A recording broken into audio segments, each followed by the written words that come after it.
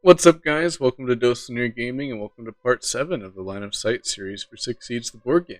Today we will be going over Oregon. So to get started, we have this space that I've seen more often on the defense side. If you break open this single wall here, you will be able to hold the spot that's between the two tables. Obviously, you can see anything further down this way as that becomes a more shallow angle for you, and you can see all the spaces up this line as well.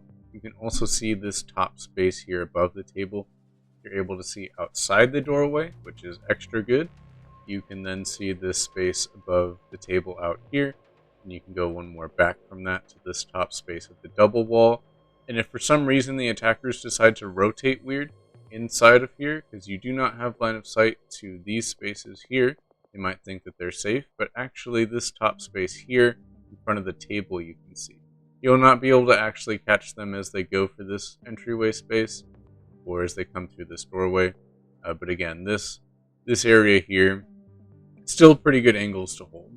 But what seems to have replaced this idea is actually this kind of position. So maybe you put a bulletproof shield here next to you so you can actually have cover, and then you overwatch facing this direction. And from here, you're able to challenge anybody who's sitting on this table, and you can actually extend this line of sight all the way back to here. You can't go against the far wall, but you get really close. Um, you are also able to hold anyone who opens up this breach and hops in if you either have a camera or you destroy this wall. And then you can also interestingly hold anybody who ends up sitting in this corner, again, once the window is gone, if you've gotten rid of this wall. Those are options for you. Just do note that anybody who wants to push up this thin hallway behind you is going to have line of sight pretty early on you. So you will definitely need to lean somewhere or just have someone else on your team possibly um, aggressively trying to hold this angle, or just have some kind of utility here to protect yourself. Otherwise, like I said, the attackers can just kind of roll up and without really exposing themselves to any angles, can start taking shots on your flank. So be aware of that. Maybe another bulletproof shield here, or you leave the door intact right here so they would have to destroy both this and this doorway. But something that's pretty good for attackers is actually going to be this spot up here. So on defense, you could maybe bring a castle. Maybe you castle off this window would prevent this idea. And then maybe you castle off this bottom window so that it kind of prevents them pushing up this flank without using a lot more utility. But what you can do on attack, if they haven't done that, is you can hold this. So from here, you can hold anybody who was trying to hold this other position. You can lean out, have heavy cover, and they'll potentially have no cover, depending on where they've been. And you can actually hold all the way down into here. So anybody who's sitting on either spot next to this table can get shot. Anyone who wants to rotate from this small square room, either in or out, will be shot. Anybody who's above the table gets shot, and anybody who's in this doorway gets shot.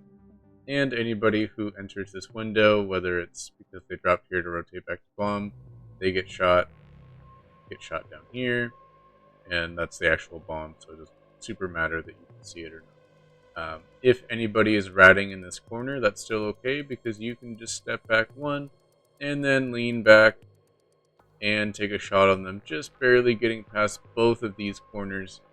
You will be able to catch anybody down there. So you can hold that, you won't be able to hold here, so there's no way for you to get really a no cover shot if they are leaning from this corner over to here, which with a ballistic shield here might be your best bet to try to hold this area on defense. So you at least have heavy cover if they do flank you, and you still have the light cover if they take shots on your side. So there's this. Now on attack, there is something to note here.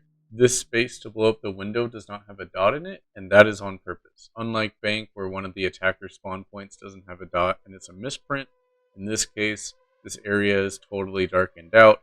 There is not supposed to be a dot here. So on attack, you cannot actually do a destroy action on this window from the outside.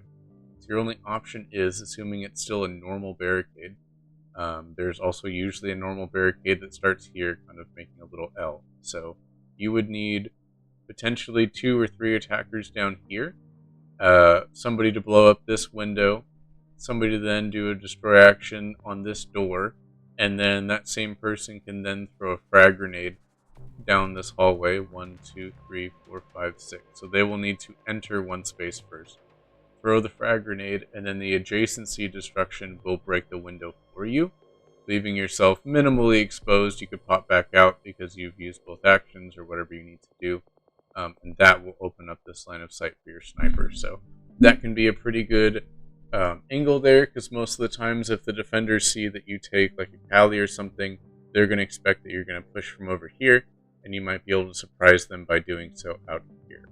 The other thing to note is that even if you get as close as you can, it's going to be 1, 2, 3, 4, 5, 6. So you won't be able to use like a Kali Lance or any kind of throwable to try to penetrate this surface. It just won't work. So keep that in mind as you are setting this up. Otherwise, if you sit back here on this corner, sure, if you lean forward more, there are some more spaces you can start to see. But the risk then becomes that if anybody wants to jump out at you, they can potentially get shots on you. So what you can do is just, leave this window on.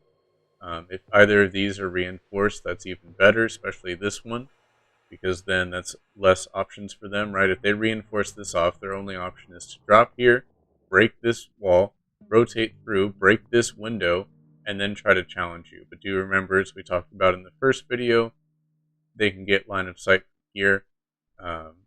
So you could, if you want to, lean out and overwatch facing this direction. So anybody who does challenge you from here, you can take a shot on. And then anybody who hops out the window, you can get a shot on. That is an option. Otherwise, you could just put a claymore somewhere out here. It doesn't really matter. They'll find an angle to destroy it. I would maybe recommend actually putting it in front of the window so that they would have to move up, shoot it, move back down.